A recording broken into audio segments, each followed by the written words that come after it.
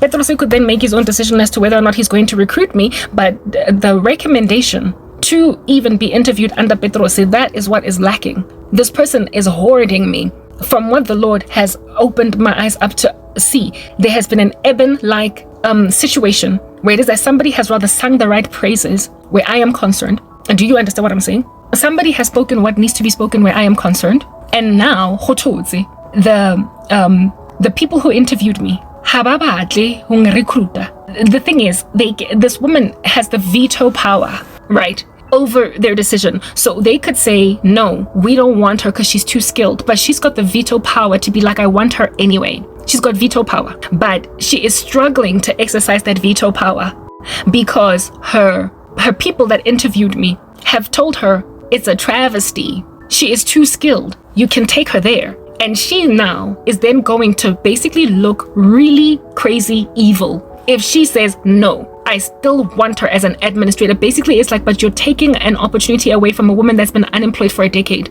You claim to have compassion for her, and the fact that her CV is yawning for 10 years, right?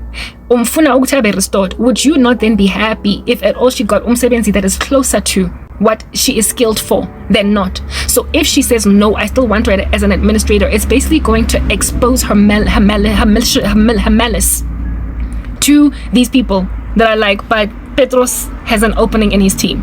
If at all she insists on hiring me in this job, she can veto it. She has the ability to just say, I want her here, right? Her staff are going to start looking at her differently. They're going to be like, yo, insistile ore Karabo alo sebetsa ntsa push up ampiri le rona. That's what's good. Ntsa push up ampiri mona. She insisted, even though we recommended that she rather see if Karabo cannot be interviewed in that other department. She's on a rock and a hard place. She is in between worlds, all torn. She is conflicted in the worst way. Not because she doesn't trust me, not because she doesn't trust me, but because the agenda the rest of my family are on control. It's all about controlling Ikamba lika Karabo. We've got to silence her and her ministry. Lomuntu, we need to basically guard. We don't want her to die.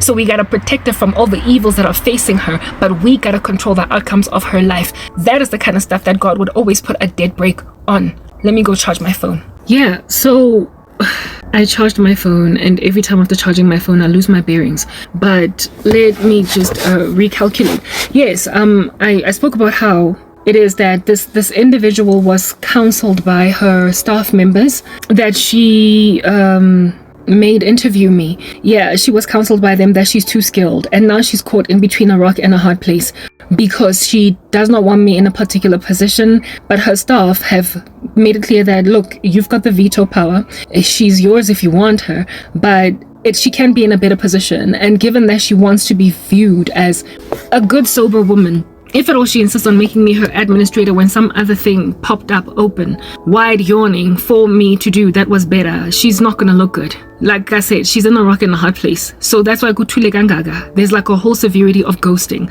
where I am concerned. Now, she can make a decision to just absolutely have nothing to do with me, but if at all she is going to bring me into her space, because I'm gonna have to take it, because I'm being pressurized. I'm being told, Uguti, if you don't take it, stuff is going to not work out for you in life, in this environment type establishment thing. Yeah, she is going to have to basically deal with her colleagues looking at her like, this chick could have totally worked somewhere else. She could have gotten a better job. She could have been interviewed by Petros, but you're the one that insisted that she works in this particular capacity. So she now has to either let me go, fly like a bird out there, soar, leave me alone to do what I want to do because I don't want to work that silly job, or essentially hand my CV over to Petros. That's what she's facing at this present juncture. Now, herein lies the deal, okay? I do not want to work in an environment where it is that there is somebody holding a severity of hostilities against me, and they are more senior than me, and can therefore naysay or have some kind of voice in the ears of those that are above me, my seniors. I worked at Gijima once, and there was this chick that lied to our boss about me, I was an intern under her, I was training under her, and she lied through her teeth. I already explained that story, right, in one of my other videos. And I was told about this insane incendiary activity that she was engaged in that literally almost toppled my career underfoot, by colleagues that worked with her, that liked me, that basically told on her. Okay, she imagined that they would favor her cause and they would take up her side, but then they decided to stand with me because I was the one here in the equation that was innocent. What I'm trying to explain is that there are always people that are going to do a lot better by you, that God will place in positions to make sure that those who are trying to sabotage you don't succeed. Okay, but at the same time, it's just not healthy to be in that space. At the same time, it's not healthy to be in an environment where somebody has basically been forced to do better by you. You don't want to be somewhere where someone has been forced to do better by you. I frankly could not understand how in the world under heaven this family member was able to take in her stride the fact that I was forced to accept her offer, because that would have just made things awkward. I'm the one, however, that made things easier, in the sense that I calmed down, I forgave. I am the one that made this look better than what under heaven it is that it was. And so she would have been able to be my boss or whatever without there being any qualms, because I'm the one that would have made it better. Okay, but in an environment where you are not even trying to do any differently, and somebody kind of shoves a person down your throat, yeah, that's just going to create hostilities. And again, because my family members are in the business of surveilling me, monitoring me, hooking up all different kinds of paraphernalia of a looky nature on me, I see that I'm never going to be able to freely soar, fly like a bird in any environment where they're at. My YouTube channel is available for anyone at all to see me, okay? If people happen upon it, then great. But YouTube presently is blocking, freezing, doing whatever it can on me, putting icicles around my general ecosystem, making sure that nobody sees me. So presently, only subscribers can see my content. Meaning that anywhere where I work, no colleague of mine would ever happen upon my content unless they're an existing subscriber, and by happenstance, I just so fortuitously happen to be in the same environment that they're at. Like, yeah, properly working for a company, and then next thing, booyah, da-na-na-na, one of the employees with which I work just so happens to be a subscriber on YouTube. Unless that exorbitantly fortuitous event occurs, nobody would ever know of my channel with the kind of blockages of my person by social media that I am in. No one is going to happen upon my content.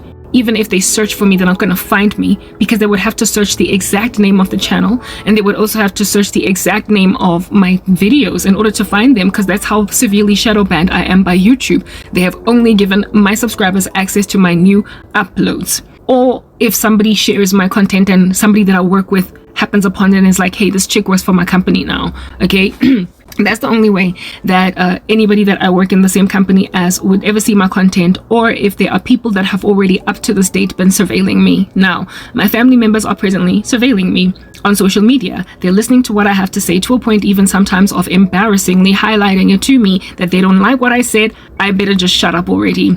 I am being bullied, I'm being harassed, and I've got my whole civil rights being completely desecrated, ignored, and with people acting as if though that's not even a whole entire constitutional infringement on my person. Okay, no respect, even in the slightest. I am not being respected, and it hurts, it sucks. It's been something I've been lamenting against literally for a minute, and I won't stop lamenting until it stops being a thing. But my way to deal, my way to handle is through this work that I do. So frankly, I cannot keep on putting the salve on my open wounds if I'm going to be okay. Like, I comfort myself with all the sickness and the madness of the world by coming here to talk. It's like my therapist chair. I am my own shrink through Christ Jesus. I am comforted. Do you understand? This year cannot stop because of the fact that I'm constantly beleaguered. There's always just this barrage of insults around me. So I need to self-therapy. Yeah. When then you take that away from me and you put me in some dead-end job, you are literally asking for me to be this melancholic, miserable, middle-aged woman who has lost it all, and it appears Christ did not have my back. I'm not prepared to be all that morose when I don't have to be, okay? So to take away my ministries, to take away the avenue of escape out of a world full of chaos that does not like disciples. You cannot take that away from me. Not only that, it's just wrong, according to God too, because we are supposed to make disciples of all nations. So I'm not about to go and deny Jesus Christ, but I don't want to be in an environment where somebody knows my YouTube channel that's been surveilling me all this time, that's been a naysayer. My family members all have access to my YouTube channel. They're privy to it. They have my links through Facebook, etc. And the only way that they would essentially be blind of what in Under Heaven is that I'm saying is if I stopped uploading on my main channel. And I said the other day that I'm not going to do that because at the end of the day, I burden for their souls and I'm still rooting for them. And nobody else is out here trying to snatch them out properly from the flames of hell because they're sitting in unrighteous churches. They're sitting in seeker-sensitive churches, if at all, listening to health, wealth, and prosperity gospels, and are not in environments that are convicting them of the sins they're committing. And I'm the only source of such explanation as that. I am the only source of a true rod on their back, true discipline. I'm the only true sound voice of reason because they are gathering for themselves actively numbers of teachers to teach them what the itching ears want to hear. When they are recommending what book to read or who to listen to, they be out here telling me about Sarah Jakes Roberts. Do you understand? TD Jake's daughter. Like they would never write out a Tim Conway or a Paul Washer sermon. So I'm all they have. That's why I keep coming, because they need a Tim Conway coming through me. They need somebody that is speaking the truth. They hate the words of life, but they stand to be healed by them. And if I suffer them long, I stand to basically snatch my family members out from the flames. So it's the only reason why I keep on rocking up in my channels, because like I said, I am their only Paul Washer. I am the only Tim Conway. I am the only sound disciple that is not out here punting health, wealth, prosperity, and get away with murder because you've said the sinner's prayer. I'm the only person not doing that in their lives. So I come to this channel, but I don't want people being directed to my ministry from a vantage point of hating it. If at all a colleague of mine were to happen upon my ministry, let it be because, I don't know, one day, happily, lovely, YouTube lets me go and stops shadow banning me so severely. And then as they are perusing the streets of YouTube, they click on a video that, oh, that's my colleague. I don't mind a colleague finding me that way. Okay, I also don't mind a colleague being recommended my content by someone that is actually rooting for me. On some, hey, listen to Karabo, she's got a ministry, it's so inspirational. And then I have a colleague out here clicking on it on some, oh, our colleague is on YouTube. I really don't mind. Like when I was at MTN, people could search my name on the internet and find my blog and read my content, and many of them did. I explained that there were some people who were privy to my blog and I was content with it. I didn't care. I didn't mind. And some of them even went so far as to let me know that they know that I write and talk about what it is that I wrote in my ministry. I don't mind. I really don't mind, because the more the merrier. If I can reach people for Christ, great. And also if I can discover that there are people who love Jesus that I was not aware loved Jesus and they're in my collegial space, we can fellowship at work. Hallelujah. I don't mind. I'm not out here doing taboo things, speaking taboos. Okay, fine. So maybe I might be ever so slightly taboo, but the things I'm speaking are words of life. And we live in a country that is teeming at the folds with all different kinds of nasty stuff going on. Witchcraft is like running rampant, and South Africans need to hear. So if people can be edified by my work, great. And if these people just so happen to be colleagues, even better. Again, I don't mind colleagues finding my content. It's highly unlikely, however, that they ever would because of what's going on right now with this shadow banning situation. But if at all my colleagues were to happen upon my content, they have to happen upon it by themselves, just perusing internet. Or it has to be recommended to them by someone that is not out here pushing nasty ideologies about my name. My family don't have good stuff to say about my ministry. They don't like my calling in Christ, even though it's my calling in Christ. You can't change it. They would much rather thwart the calling of Joseph. As Joseph's brothers, they are literally trying to prevent fulfilled prophecy that has been sent to Joseph's understanding by God himself. They are actively trying to stand in the middle of God's called servants calling. They don't like the fact that God called me for this, for reasons I've already highlighted, so I will not labor on them at length anymore. So therefore, if at all, any of my family members, I work in the same environment as them, there is always going to be a risk, given that this one has shown herself now to not be that sincere where I am concerned. There's always a risk of them basically leading people to a video of mine with misguided context, saying, look at what she's doing. I'm dealing with ridiculous saboteurs. I'm dealing with somebody that is trying to cause me to stop with my ministry. I have been yelled at for uploading the fact that I got a new job in the first place. That's problematic in and of itself, okay? I am still in the dark as to who among my family members alerted my mom to me uploading my video of me getting a job on social media. I don't know who it is. I am only speculating as to who it is. It could be this family member that helped me get the job, or it could be some other family member, but bottom line is my family members aren't necessarily chuffed with my ministry. They are not happy with the call of God on my life, especially considering they were among the first people that I called out for betrayal. Do you understand? So therefore, I don't want somebody that is a naysayer telling a colleague, watch this video of Karabo, giving the kind of context that would be along the lines of,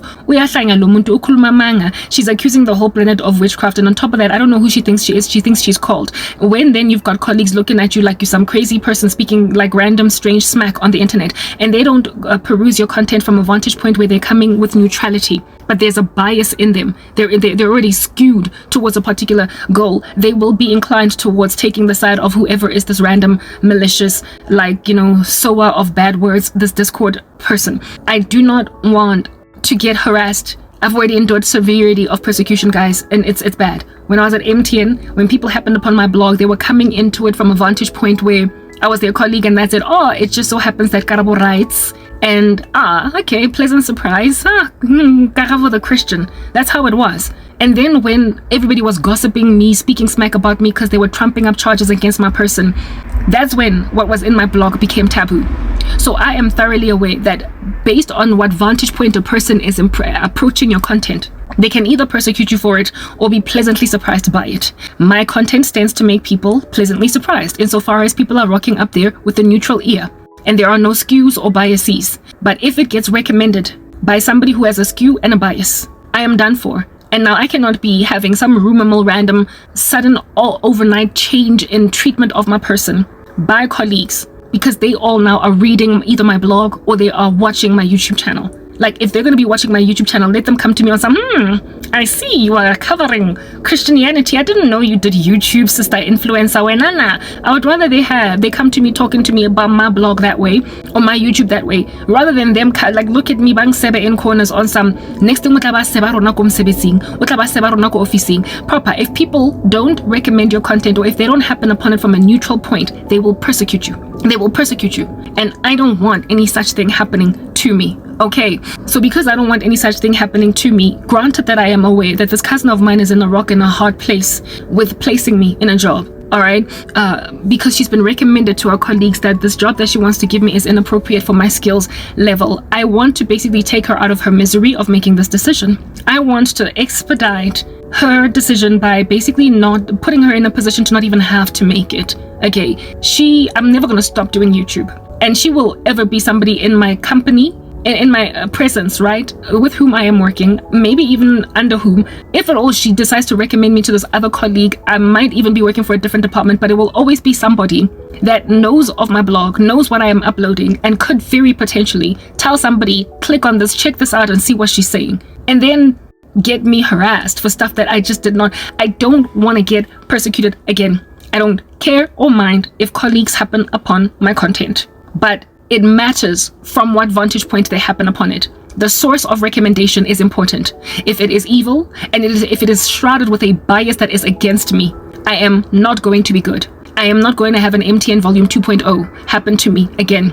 Do you understand? I don't care if people watch my videos. They should. It is inspirational, edifying, and enabling for people to know Jesus. But they have to make their own decision as to whether or not they like me. They cannot be helped along to decide if they like me. And if at all they don't like me, if they're coming from a neutral vantage point, they cannot persecute me over something they found of me online if at all it is not damning to what's going on in the organization. If I am not actively speaking out against the company or colleagues or anything of that nature, they cannot, based on their displeasure with what I'm saying in my ministry, then come and persecute me at work. If I'm speaking about witchcraft, in my ministry, for instance, speaking against it and how it is that it's an epidemic in the country and people need to overcome it from a vantage point where I am sharing my faith as a Christian and how it is that we deal with sorcery from that vantage point. A colleague who is a witch literally does not have any right to recourse against me in the organization for calling them out for sorcery, seeing as I'm not speaking about them being a witch. I am speaking about how witchcraft is a problem in the country. If they feel offended, it's because people are offended by the message of God, of peace.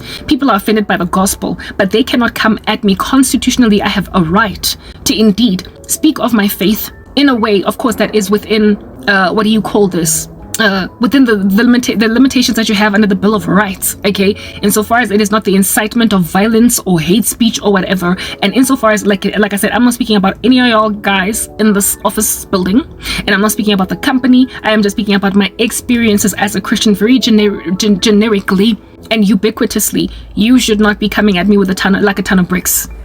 No one should be coming at me like a ton of bricks. So granted, the slant that I will have of neutrality in addressing very important haughty matters. If anybody that is neutral does happen upon my content and does not like it, on that day, they should just keep it to themselves. Maybe even gossip me in the office on some she's got a blog.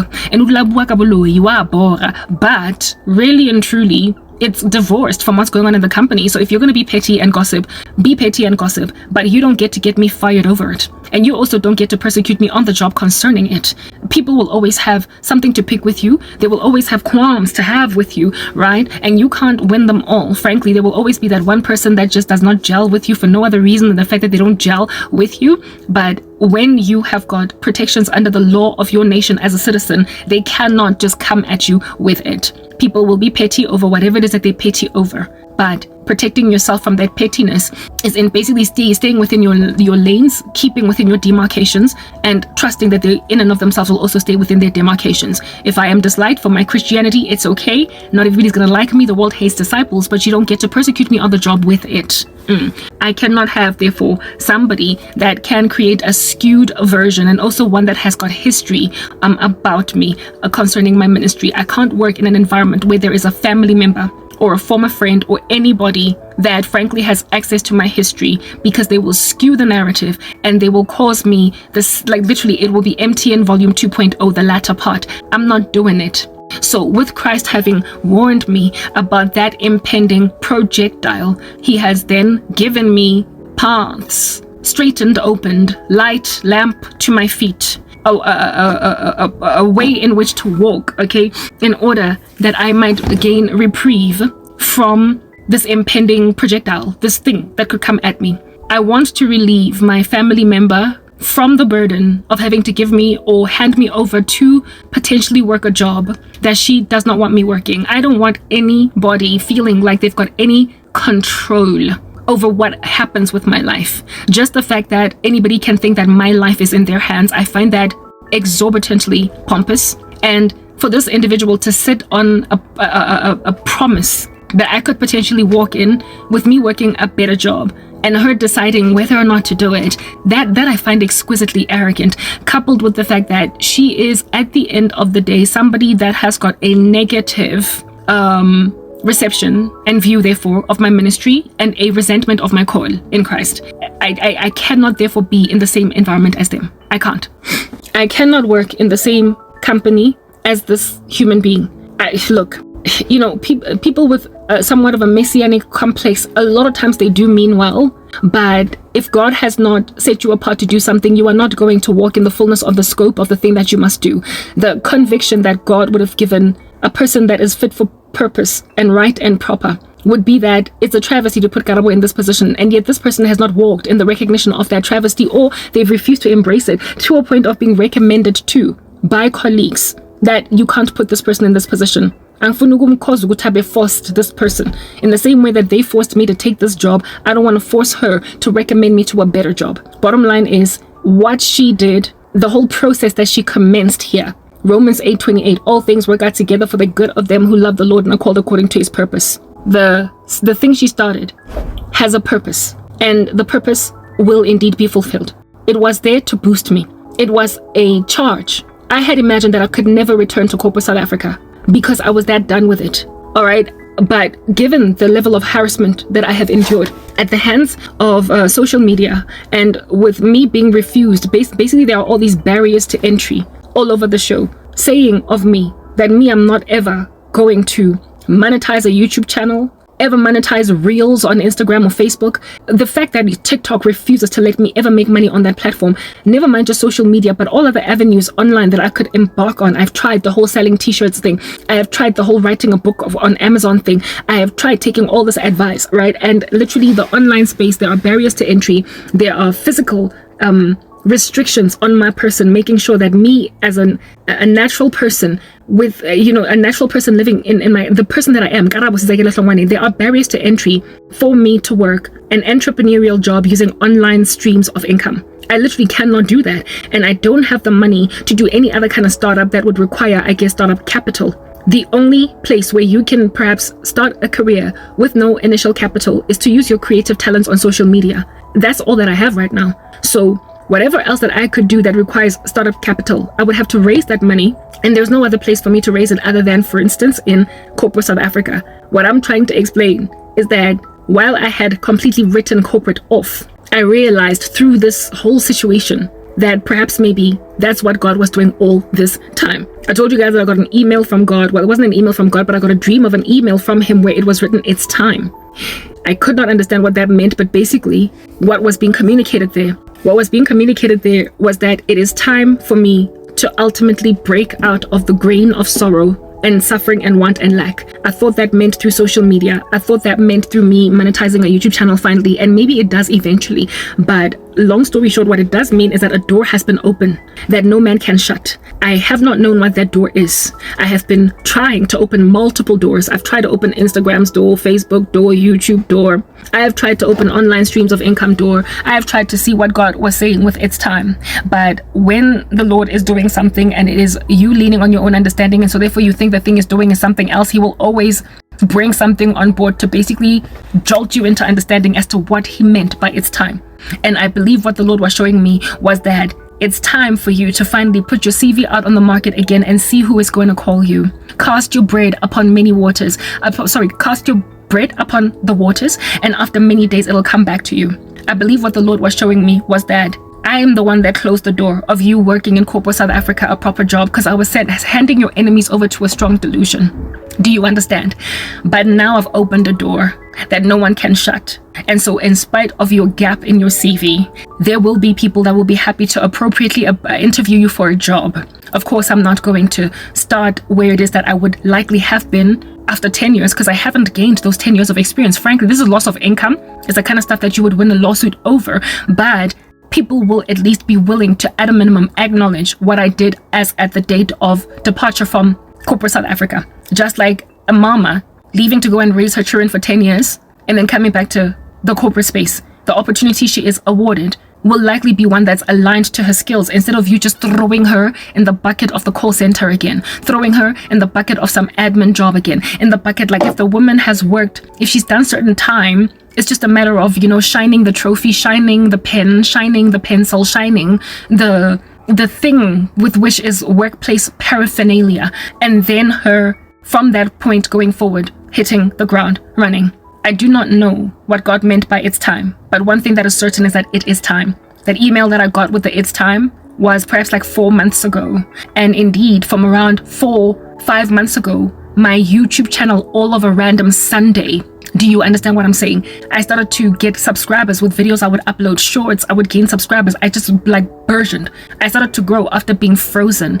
But now strings have been pulled with YouTube to block me. I've had my advanced features taken away, and YouTube has restricted me to only dealing with subscribers. Facebook has also restricted me to only dealing with followers. Like the 1,000 followers I have on Facebook are the only ones that can see me. The 1,000 followers I have on Facebook are the only ones that can see me. The however many thousands of subscribers that I have on YouTube are the only ones that, y'all know how I'm shadow banned, right? So basically, I can grow, but YouTube is the one that closed me off. If at all, that streak of suddenly getting listened to when initially nobody wanted to listen to me, if that streak applied on YouTube, if it applied on Facebook, then that streak must necessarily also apply on Pnet.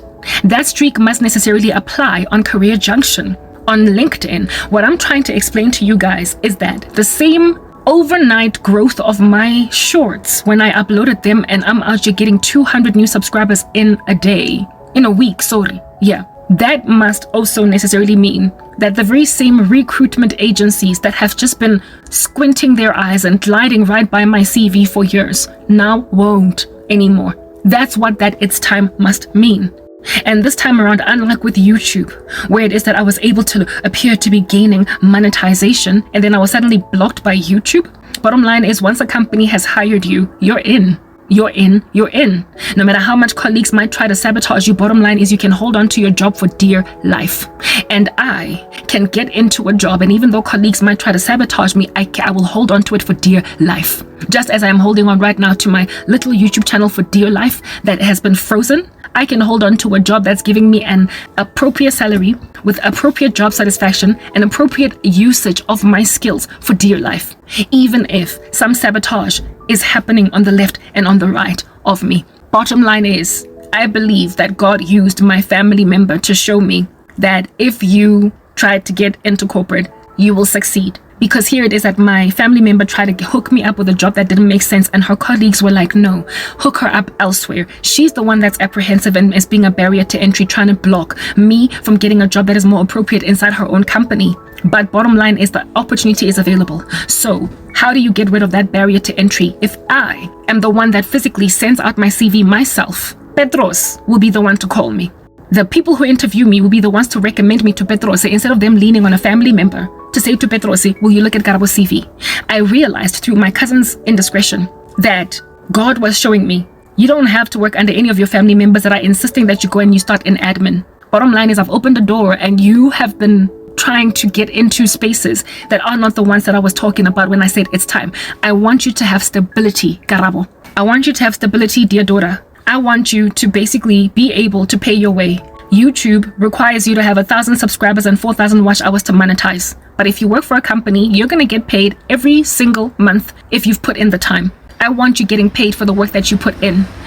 YouTube was able to thwart you from getting to a point where now you can make money from what you upload. Now, the equivalent of you recording a video every day, editing it and uploading it is going to get you rewarded with a salary. What you need is money. You need stability. So go and put in all your effort somewhere where you're going to be getting paid at the end of the day, and let YouTube be like what it has always been historically. Let social media and your blog and where you write, where you explore your creativity, let it be what it's always been all along, a hobby. The hobby of which will at some point become lucrative. It'll make you money.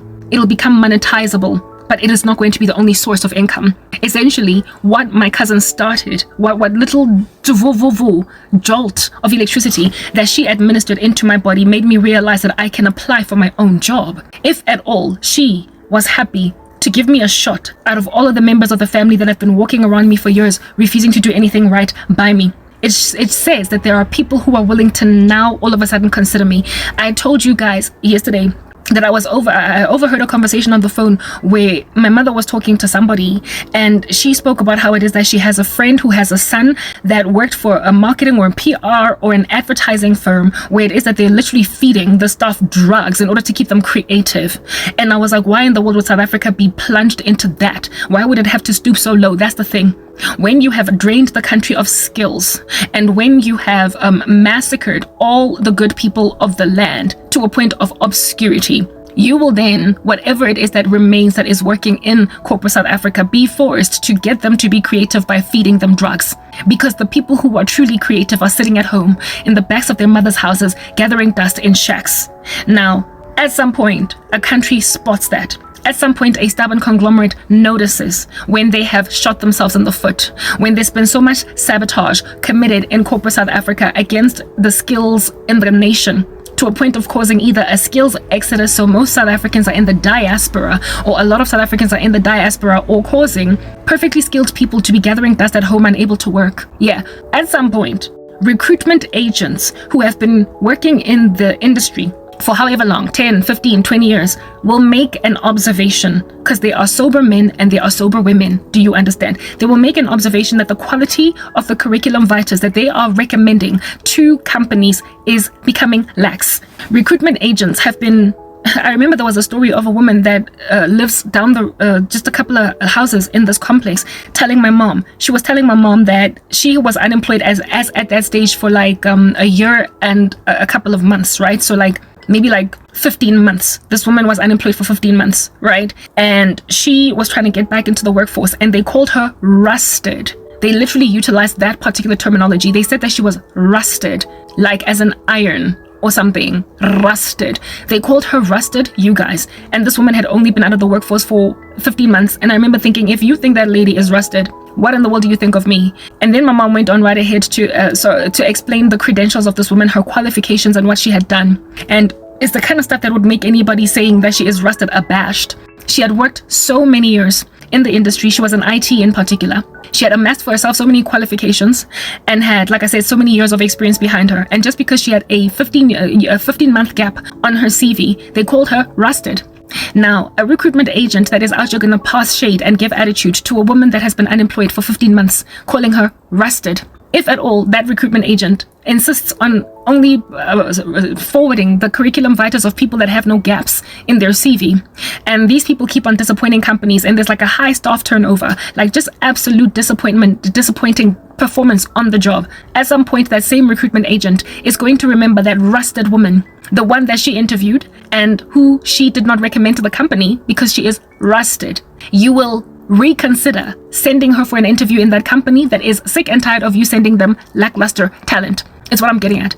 These witches teeming at the folds all over South Africa flying have taken jobs from skilled professionals in the nation, and they have put CVs like mine. They have put gaps in CVs like mine in like 10 whole years. And so the industries out there are calling us rusted, but people are disappointing on the job. That's what I'm getting at. Creative agencies have got to feed their staff members drugs in order to make them continue to be creative. With that level of high staff turnover in corporate South Africa, eventually, after enough people get turned back, or enough people are fired or quit their jobs or have to leave their jobs quickly before they get fired because they've been that underperforming, eventually recruitment agencies are going to be like, are you prepared to see a person that has not worked for 3 years? And much to their surprise, bosses are going to be like, let's see them, let's see. And these individuals who have got 3, 4, 5 year gaps in their CV, 10 years, like in my case, or a year, or 1 year, 3 months, like the rusted lady, they will be pleasantly surprising and therefore eventually recruited. Man, oh man, I wish I had one of those phones, one of those cars, that have a USB charger on the inside, because this charging, like how much time I have to wait for the phone to charge, and it's like I insist on recording inside the car. Anyway, let's just get straight to the point. I want this to be the last leg because I'm not trying to go back inside and charge the phone. Again, yes, I was speaking about how it is that this whole situation has made me realize that God was doing something else that I was not aware was to happen. I had essentially written off the prospect of going back into corporate South Africa, but because of how many blockages I have endured at the hands of social media, and me being unable to make money from online streams of income. Where's that glare coming from? I need to eliminate it. With me being unable to make money from online streams of income, I have realized, like, I don't even know why it took so much for me to come to that realization, because it should have been one of the things that I considered, but I've just had so many barriers to entry and chocker blockages slapping the living daylights out of me, even from an attempt to return to corporate South Africa before I have. And guys, I've sent my CV. I have been hurt so much by recruitment agents who would call me for an interview, and then they would like completely ghost me afterwards. When then I would call them, they would act like I was this tick, this bug, this thing that's annoying. Or one of them even went out of her way to essentially offend me, like insult me, or like, vocally, like she vocalized it, and it really broke my heart. So I've just been hurt a lot. I have not had access to actual companies. I've only ever hit brick walls at recruitment agents, and these recruitment agencies refused to recommend me to companies because of the gap at that stage on my CV. I would only have like 6 months, a year, 2 years of a gap, and they ignored me at 2 years. So I told myself that if at all, when I only had 1 year gap, 2 years gap in my CV, and I was completely ignored or mistreated by recruitment agents, how much worse is it going to be then with a 10-year gap on my CV? Until this afternoon, I realized that there are women, and this was the most especially encouraging portion of it all, women that have gone back to work after choosing to be stay-at-home moms, homemakers and whatnot, and they were able to reignite their careers. I was like, I would be no different from such a woman as that, who would leave her career at the age of 30 and then decide that she wants to work again at 40. It's happened, and they don't have to start from scratch. Not only that, this thing that's happened with my family member has made me realize that I've just written myself off. Okay, I realize that there are people who are going to be willing to listen to me. I've just written myself off. And also, the thing that has made me essentially be bereft of any opportunities the past year, 10 years, has been recruitment agencies. They've been standing between me and prospective employers. Employers are the ones that are going to put warm bodies and chairs in their companies, that decide to trust somebody to hit the ground running in their company. And And so therefore, they're the ones that I need to talk to. I just need to lean on either a company that puts a post or whatever, like a vacancy on PNet or T Junction or Career Junction or what do you call this? LinkedIn. I'm not on LinkedIn and I'm not about to go on there, but you get my point. Directly themselves as a company, or a company that has an internal recruitment team instead of just like a recruitment agency type thing. I just need to try and find those people to basically have no middleman. I need to go past the middleman because look, this is what's good. All right. Recruiters, I am pretty certain, are exhausted. They are. Just from hearing the story that my mom was telling about people being fed drugs at a marketing firm in order for them to be creative, it tells me that if at all companies can hire somebody that is organically creative instead of one that is made creative through drugs, then they will run for that. I feel as if South Africa has suffered such a severe skills exodus, and they have suffered because especially ever since COVID, and ever since not only were we slapped silly by coronavirus, but the whole world was, but we were also slapped silly by power cuts. Innovation, people are in dire need of it, coupled with the fact that a lot of people have been displaced by coronavirus, right, from careers. Like during that season, the global economies suffered, and a lot of people were made to sit at home because of those global economies suffering. A lot of them now have to be recruited back into corporate, so there are more people with gaps in their CVs than there were prior to COVID-19. Essentially, what I'm trying to explain right now is that I am able to get given an opportunity now in a way that 2, 3, 4, 5 years ago, that wasn't a thing. First of all, South Africa has bled. It's been suffering like no man's business. I believe they've learned their lesson. Plus, these witches that are flying all over the show sabotaging, they're not the best at their jobs. That's what I'm getting at. They have sabotaged the lives and the careers of people who were better than them. And the economy has suffered as a result. The economy of the country has suffered as a result. Truly skilled people, therefore, everybody is in dire need of them. It is a travesty what is going on the part of the South African economy, but it's not going to recover unless the right people are reinvested in it. Like I said earlier, for as long as we are yet to be in the great tribulation, we as Christians will always have somebody willing to listen, especially when we are living in countries that are free, democratic, with religious liberties being a thing. There will always be somebody willing to listen to us. So just because people have not been listening to you for 10 years or for 5 or for 7 does not mean nobody's going to be ever willing to listen to you. That is the epiphany that I happened upon. This whole thing that has happened with my family member has made me realize that I need to try again in corporate South Africa. The gap is 10 years big. It's yawning, all right? It's wide. But I am going to go out on a limb, and I'm going to put my CV back on PNet, Career Junction, wherever it is that is a career website that I can find. And I'm going to actively apply for a job like the good old-fashioned days. I am going to apply and apply and apply. Every week, I will check again and apply until such time that somebody calls me. Somebody must call me. Why wouldn't they? The reason I say that is because God showed me it's time. Somebody needs my skills. And I do believe that largely where I will be adored is where it is that people are tired, or an individual is tired of just the staff turnover in and out, basically bringing somebody on board on contract that keeps on dropping the ball, and they need someone that is reliable. I feel as if though I am fit for purpose proper to be able to fill that slot. I was never supposed to work for my family member to be plundered, looted, with limited recognition of my skills, because all along they've not been wanting to acknowledge me.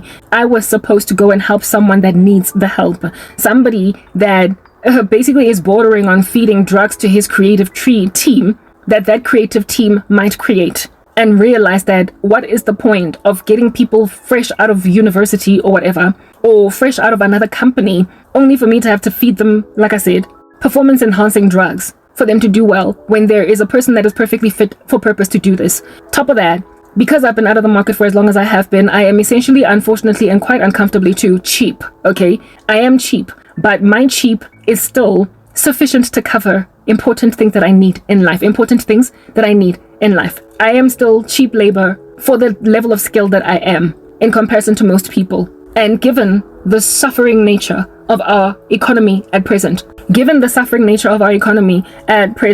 how cheap I come and I should not be cheap, but I am, okay, will then give me an advantage for being hired by especially startup firms. And for me, a startup company is important because the individual in question has a vested interest in their company doing really well, and so they're not going to give me grief. They are not going to be petty. They are not going to allow themselves to thrive on jealousy, because whatever hand of help that they can get, they will run with it. If at all you've got somebody really good, really skilled, helping you along to grow your company, your own startup, you are not going to be concentrating on their wig. You're not going to be concentrating on their lipstick. You're not going to be concentrating on how much more well-spoken than you they are. You're not going to be concentrating on how articulate, proper. You are not competing for the attention of a boss. You are the boss, and you want your company to get as far as it can get. So people who tend to be trying to thrive something of that nature are the least afflicting bosses in the world, because they have a vested interest in growing their own company. So I sort of kind of realized that God is likely trying to set me up in a small firm, the owner of which needs somebody that is a jack of all trades, master of many of them, that is going to enable them girthy, thick, to grow. Do you understand? And this individual will then this individual will then be able to get what it is that they know, reliable, like the need of a reliable resource is what under heaven we're looking at over here. Somebody that's going to be reliable, and somebody that is also highly unlikely going to be going anywhere any minute now, that can help a person with a startup really just kind of get to where they need to get. And right next to it, I'm gaining the kinds of skills I need. I have the leadership that I need. I have the job satisfaction that I need. I might not have the amount of money, frankly, that I would have been earning as at the stage, but I am gaining the right kind of experience. I'm not pushing paper. I'm not doing admin. I am in business development. Essentially, I am helping a man or a woman build an empire. I am gaining business development type skills, management consulting type skills, without, however, the requisite appropriate salary. And that is the kind of stuff that can springboard me to the kind of salary that I need, because now I have this in my back pocket. It's what I have come to happen upon, what I've realized. And in terms of finding opportunities like this, I don't even know where to start. But bottom line is this: I'm putting my CV back out on the market again, and I'm going to throw it out there, like casting my bread upon many waters, and trusting that the right kind of firm, the person that is going to need me, that is not going to give me jealous grief, will then call me back. Of course, I'm not going to apply only to basically startup firms, or I'm just going to basically apply for jobs that I feel are fit and proper for my kind of skills level. I will, of course, I'm going to experiment with trying to see if I can't be rehired as a project manager again. But I'm going to be broadening my horizons in terms of what kinds of jobs I apply for, trusting that because of the girth of experience that I have across multiple industries, that I might be considered by these companies, even if it's not for the position of project manager, but something else inside that same company, or inside that same organization, that little firm, whatever's going on. And so therefore end up working for a neutral boss, somebody that does not know about my social media presence, somebody with whom, of course, I will be honest as to what happened with me. I'm never ever dishonest. I'm always speaking truth about what happened to me. I don't hide what happened at MTN, because I'm completely innocent. Like, I lost my case at the CCMA, I was done dirty, all that jazz, I explain, and what have you. And if somebody's willing to bring me on board in their books, even on contract, then that's a start. But bottom line is this: I'm not going to be pushing paper for somebody that is insisting on keeping me lowly. I'm not going to be doing that. But I've got to hurry on up with this. I gotta get, hit the ground running. I gotta hurry. Why? Because I'm ghosted as at present by this family member because of what's presently happening, and I don't know how long they're gonna ghost me for. Even if this woman eventually hires me, do you understand? As an administrator, bottom line is I am actively trying, because I can't reject her job. That much is a fact. I can't reject it. But by the time I upload this particular content, if at all I do upload it, I need to have been successfully interviewed for the job that I am presently speaking about right now. What it is that this individual started, this family member, I believe that what God was doing with that was to cause me to try again with applying for jobs. And I am praying to the Lord feverishly for an employment opportunity in a space where somebody that is building a business, needs a reliable 2IC, not so much like an assistant, somebody that is going to help them build their business, somebody that has a plethora of skills that can help them build their business. And so within my job role, I'm going to be sourcing. I am going to be project managing. I am going to be management consulting. I am going to be change managing. I am going to be helping with recruitment. I am going to be talent managing. I am going to be doing a plethora of things because this individual will appreciate what I can bring to the party. The usage of all the skills I have ever acquired, I'm going to be training all the skills that I've ever acquired, but of course within a very jam-packed, cramped up one single position. It's about acquisition of skills here. It is about gaining the right appropriate type of skills. It's about job satisfaction, and the money is something we will talk about later. Insofar as I have got crankat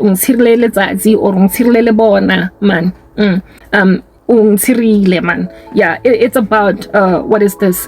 Gaining the right kind of job satisfaction. I don't want menial tasks. Admin, goodness, that's gonna eat me whole. Like, I do not care about how much I'm earning, even though really give me money, okay? Like, don't give me something that is not going to give me basic things that I need, right? But like, what I'm more intrigued by at present is the actual job. Like, I want a role or a function that is going to I've even, like, one interview that my family members set me up with was somebody that was again trying to juice me for admin scraps. I highlighted it to them that seeing as you're trying to start a marketing department from scratch, I'm the person for you because I can help you source talent, I can help you business develop, I can help you change manage, I can help you with all. Yeah, and this person just looked at me like it's daunted on some I don't know. And you see spirits of competition and all those, like, they came in. But a person that is starting a business and they have a vested interest in making it work and making it succeed, and they don't have time to basically run with nothing but jealousy, they are going to get over whatever issues or sentiments they might have with me. They will merely appreciate the work that I am putting in to help their businesses grow. The thing that they get is a reliable resource on the right, and on the left, what I get is the kind of experience that I need and something that would give me true job satisfaction, even if the money is not quite there yet. You all know. Well, maybe not. If you don't know, then I'll tell you. Okay, motivation, theories of motivation. Money is not a motivator. Money is not a motivator. So it, at this point, is sort of kind of low-key irrelevant if I'm making 100,000 rands a month. That does not matter. What's important is that I get the kind of job and the kind of be able to utilize my skills in an environment that is cultivating my gifting and enabling me to use it. A place where it is that I can basically just be what it is that I am. When I don't get properly paid, I understand that the reward will later follow. That is the kind of space that I imagine God is trying to put me in. So when he says it's time, I mean, guys, I've amassed for myself a plethora of skills underground through my entrepreneurial endeavors that have failed. It's not like I've been sitting gathering dust, rusting, like the word that was utilized concerning that other woman's CV that was only 15 minutes in the vortex, and yet she was called rusting. I have not been rusting for a decade. I have been acquiring skills, just unappreciated and unsung. Granted that they were within an entrepreneurial space. Okay, like I was trying to boost myself, but then I got sabotaged. My prayer is that some new entrepreneur in these streets trying to grow their business in whatever industry would see the value in bringing me on board and recognize as well that the 10-year gap in my CV is frankly quite beneficial for them, because it makes me a cheap business developer. It makes me cheap. It makes my skill affordable for someone that's starting a new company. That's what I'm gunning for. That's what I actually prayed for years ago to God. And I feel as if though now is the time when God is going to open that avenue, but I will never ever have any. I was actually watching a short by a brother in Christ by the name of Obina Edimoju, God-backed guy. Yeah, he was doing a short about basically being on his knees praying to God for a job. And then the angels of God laughing at him on this guy, but you already gave him a job. You already set him up. If anything, there's been 10 opportunities availed for him, but the dude is like in his house, just praying every day, God, give me a job, waiting for the job to come to him. Essentially what the purpose of that short, the moral of the story behind that short was that you ask God for a job, very well. Now go out there and apply for jobs and watch the Lord then bring the bread back after many days. Cast your bread upon many waters, and after many days it will return back to you. So mine is to go and cast my CV out on the market and trust that it will return to me after hopefully not many days, but a few. I am the situation with my family member. It's not giving. It's already Wednesday. Wednesday is come and gone. It's nighttime now. She is quiet. She has ghosted me. The stuff that has happened, the Lord has been communicating what's going down. Spiritually, it's not going to end well. This video, I cannot put it online, of course, on nothing but assumption and presupposition. I have to have solid backing. So by the time this video goes up, I will already have another job. I will. I cannot put such content out before I get a job, because they're going to come at me. Remember, they're attacking my, what do you call this? My ministry. I have to keep on uploading stuff online that looks as if though I'm still waiting for my opportunity to be availed. But when I finally get never mind a call to get the interview, I will let you guys know, but then I won't share it online so quickly. And then when I have the job, that's when I will put this video online on some I've already got a job. And if I've already got the job, ain't no family member of mine gonna come at me with a boot print trying to pressurize me into walking away from my ministry. Ain't nobody gonna come at me trying to basically be like, you're gonna get a job only if all these like terms and conditions and fine print, they're no longer going to apply to me. Basically, I am going to have a girth and a strength to be able to stand on my human rights as a South African citizen. I am going to be able to quote my constitutional liberties to religion, and me, therefore, in my also freedom of expression, speak. I'm going to be able to be like, look, fine, so I'm still living on your property. I reside here. We will admit that, but I've got a job. Here's my salary. Here's my offer. Any minute now I could move out. You all are no longer in control of me or my ministry. Thank you, however, for the ignition into this particular sphere of new developments, because if it was not for all of the pressure, all of the persecution of my person, if it was not for all of y'all dubaring me like dough, if it was not for you flattening me to the ground, making me cry, if it was not for you trying to control the narrative of how my life eventually unfolds, I would not have realized that God was boosting me, jolting me like jumper cables to, do you understand, essentially send myself back out in the market again. I don't need people to spoon feed me. I've never needed it. All throughout my life, with all of the challenges I have faced, I've been the one to get myself out of hot water. I've been the one to apply for my own jobs. I've been the one to do well in my own interviews. And I have also been the one to get promoted of my own volition and of my own hard work, therefore being seen by another person to then elevate me to another place. I've never needed anybody to call in a favor for me. Literally, it's never happened before. It's never happened before where I got like a huge jolted job promotion because somebody pulled in a favor for me or spoke in for me. I've often displayed or proved myself before complete strangers that then came to agree that I was worth their while. There's only one time in my life where it is that I have been set up with a job. It was through my mom. And in that company, because I came in via nepotism, I was underestimated from the get-go. And I also got sabotaged by some random employee there until I left and moved to MTN. One time in my life. The rest of my career, where it is that I was jolted, catapulted, put on a trampoline to skyrocket into the outer space like Buzz Lightyear, the rest of such experiences were all me. It was all me. No, correction, it was God. The Lord has always been by my side even before I got born again. But what I'm trying to explain is that the volition behind my success has always been me and God, and that only. There's never been anybody that pulled in a favor for me. Why would that suddenly change? And why would the people who are pulling in favors for me be also those who put me in a position to need favors pulled? Rugs were pulled from underneath my feet. My family betrayed me. They are now trying to reestablish me in some kind of a whatever profession or career, and they are still trying to control me. Problematic. I'm gonna go looking for my own job. That's what I'm getting at. I'm seeing that now. That is my epiphany. That's what I'm getting at. That's the happen opponents. If that's even a word, I innovated it so it gets to be a word. All right. My happen opponents, the thing that I happened upon was that I was supposed to apply for a job by myself. That's what I happened upon. What I happened upon was that I was supposed to go in, but like this morning I woke up with that as a thing. But you see, laziness, and never mind laziness, just past hurt, trauma. Trauma will make you be like, "Hey, son, no, this is not going to work." Throughout these past years, I have refashioned, remodeled, reignited, brought it down to the ground again, stitched it up, sutured it, unraveled it again, my CV, okay? And I have put it online, and then I have panel beaten it there too. I have uploaded profile pictures and brought them down thinking that maybe my smile is inappropriate. I have done all different kinds of things thinking people are ignoring me because of something I am doing. As a result of all of these multiple iterations of attempts at getting recruited by somebody out there in these streets, I have, of course, developed now a low confidence, a little bit of a self-doubt, where it is that I feel as if though, what's the point? Even if I'm smiling or I'm plain-faced in a profile pic on a CV, ain't nobody gonna look at me because I'm cursed. Or God is doing a thing, whatever. I've just basically just been very flattened. Yeah.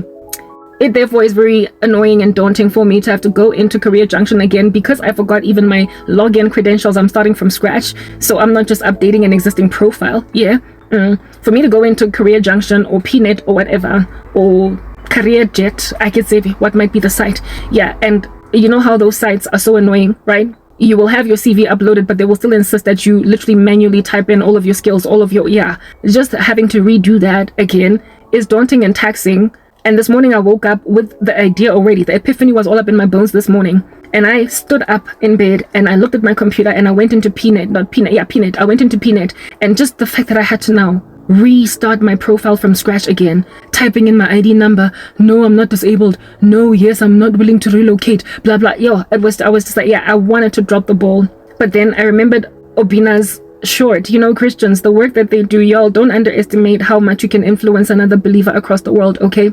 I remembered Obina's short from last night, where it is that he was praying to God, God, please give me a job, and then he sits around in his home waiting for the job to come to him.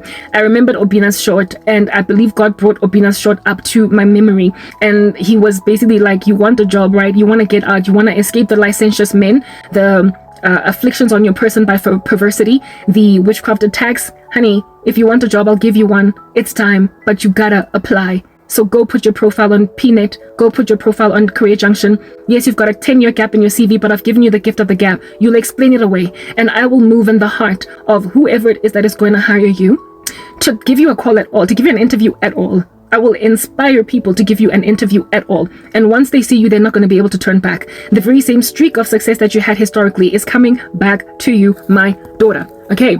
Back in the day, you would walk into an interview underestimated because of how little experience you had, and you would get out of there with a job basically stamped guaranteed on your back.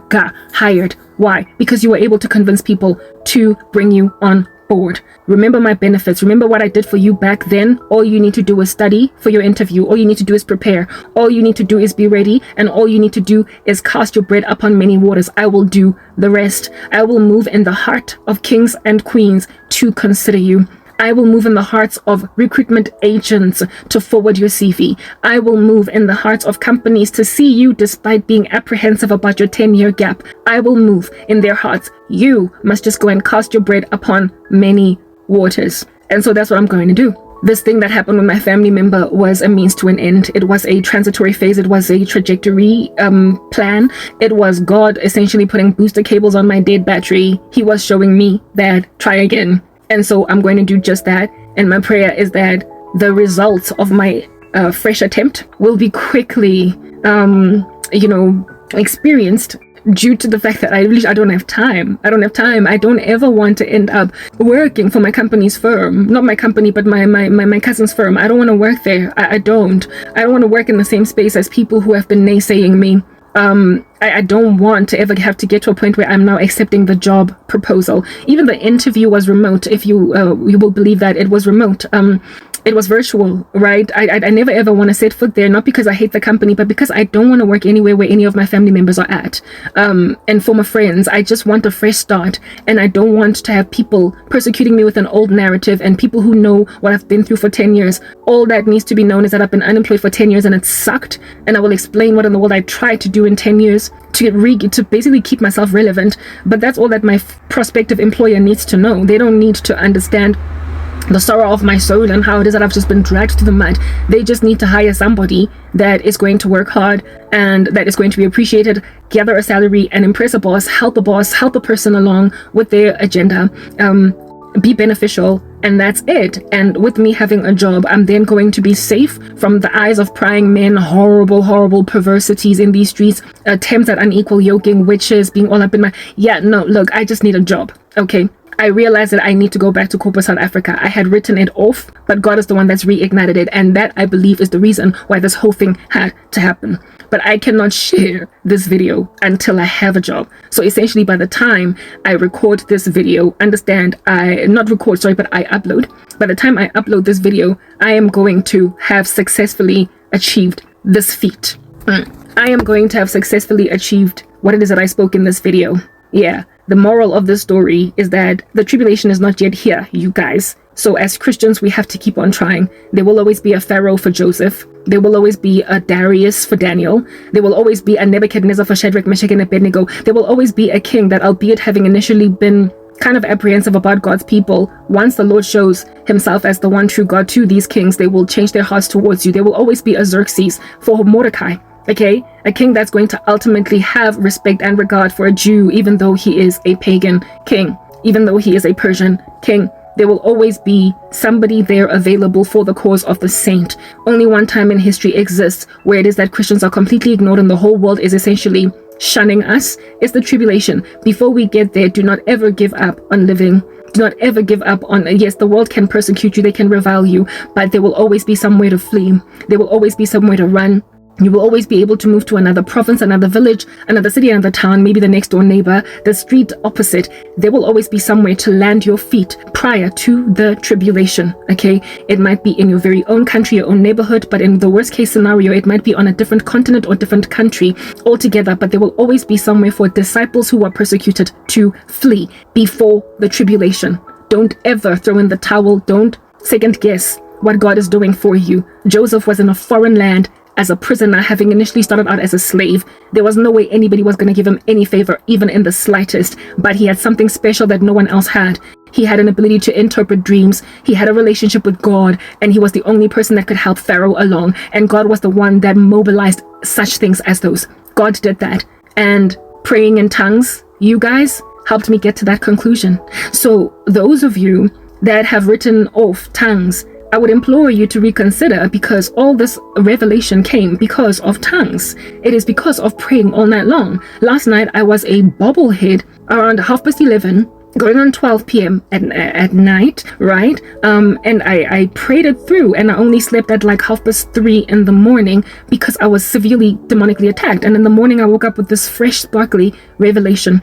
Okay, I've been enduring a severity of spiritual war the past 3 days because of me getting rebuked for doing the work of God, and sharing, apparently, like, allegedly speaking too soon by my family members by uploading my testimony on YouTube. And I came here and I lamented, and I did not get a break from even those videos until now. Only now am I feeling like I'm on to something. And all that happened because of ceaseless praying that cannot possibly be just mere inaudible, incomprehensible mumblings of nothing at all. Like, if I was not truly praying, I would not have gained all that revelation. Plus, I'd be in a lot of trouble, guys. A person that is suffering as badly as I'm suffering, if they don't pray, they're done for. Do you understand? Prayer not only strengthens our relationship with God, but it wards off lots and lots of darkness. The majority of my prayers are in tongues. Every so often, yes, I do pray in English or Tswana or whatever might be the language in question, but largely I pray in tongues, you guys. And for 10 years of suffering, me praying in tongues has borne this kind of fruit for me. Basically, I've become more than a conqueror. I've overcome suicide. I've overcome so many feats. I have had bonds loosed, chains loosed from my pain, from my chest, that were basically inducing so much despair and suicide ideation that I felt like I was gonna die. And because of praying in tongues all night, I wake up in the morning feeling right as rain, feeling a lot better. I have overwhelmed demonic structures from here to Timbuktu. Do you understand? By simply praying in tongues. So yes, there is such a thing as a heavenly language. There is such a thing as a prayer language that you have just between you and God, that you can embark on all night long, and it really helps you to successfully obey the scriptures where it is written that pray without ceasing. It's hard to pray without ceasing in English or whatever your language might be, but it is made so much easier when you are doing it in tongues, in a language that you don't understand. Plus, they're so supernatural that you just keep on praying even when you are not fast asleep, but dozing off, which is what I've experienced. All that tongues praying has enabled me, you guys, without joke here. I'm not kidding with you. I promise you right this moment. It has given me all this revelation. The work that I come and I deliver here is because of what God shows me when I'm slap bang in the middle of tongues, and I only ever break out of severe demonic attack and sleepiness and exhaustion of my body because of all night praying in tongues or all day praying in tongues. It is a real deal. So I would implore any Christian at all that does not yet have the gift of praying in tongues to ask the Lord for it, to enable your prayer life to be that much more fluid, for the yoke of praying in tongues to be that much easier, and for its burden to be that much lighter. It makes it a lot easier to pray, because especially because you are praying that which you don't know you're doing. The devil comes at us with a flying kick like a flood. God raises a standard, and tongues are some of that standard. Granted that sometimes we don't know what to pray for. The Spirit prays with groanings that are too deep for us to understand. We sometimes don't know what is coming at us. This family member of mine, I would never have been able to understand or comprehend what she was attempting to achieve if it was not for tongues, y'all. If it was not for the prayer language, if it was not for praying in tongues, I also would not have succeeded to stay up all night, up until 8 a.m. for 2 nights in a row. Okay, basically praying against the strategy that I imagined she was coming with. And this is the fruit that it has borne. It's broken my heart, okay, because it hurts to always have essentially enemies apprehended. But what is also true is that it gave me the rather thing that I needed to experience here. God protected me from ending up working in an environment that didn't make sense, but he also gave me a way out. Tongues did that for me, y'all. Tongues did that for me. Tongues opened up my eyes, and tongues also helped me overcome so much severity of demonic attack, witchcraft, that I would basically be buried under it. Plus, my prayers in tongues also caused the kingdom of darkness so much fear, and so much war with me, that they saw it fit to constantly keep on trying to make me fall asleep when I'm busy trying to pray in tongues all night long, proving that there is something about them that makes them insist that we sleep instead of do it. So I would really greatly encourage those who don't believe in tongues to get all up in that, because y'all, the days are evil and there is no conquering them without prayer. And there is no staying sharp and alert in prayer all night and all day without having a language that you don't understand, because then it's going to be too daunting to keep it all up in English or Tswana. That's what I'm getting at. That is my solution. That is what I'm going to do. I really do want to sign out all up in this particular girl because I don't have any more battery power. I do feel like I've covered all the bases, everything I need to say. But the moral of this particular story, you guys, is that the Lord will always protect you. Don't lean on your own understanding. When you can sense that something does not make sense, pray about it. If it's hard to pray, pray in tongues. And ultimately, God will be the one to basically take up your cause for you. He will defend you against that which is impossible to defend against. My mom would have come at me like a ton of bricks if I had rejected this job, but I'm not the one rejecting it. She's the one that's ghosting me, this family member. And on top of that, she's the one that's refusing to give me an opportunity that is better for me. But with it too, I've come to realize that I am to go and grab opportunities myself. Wait on God, and he got you. Like, he got you, you guys. The Lord got you. This is not going to end well for the kingdom of darkness, but it will certainly be a guaranteed victory for you. Let's wait and see what happens. I will certainly be in touch. I will be in contact. I will let you know how this is going. But tonight I'm going to be spending the evening populating Career Junction and PNet and applying for jobs, and I will keep doing that until I finally have one. I will let you know how it goes. That's all I'm going to say. I am signing out in the name of Jesus Christ. I hope you've been edified. Peace.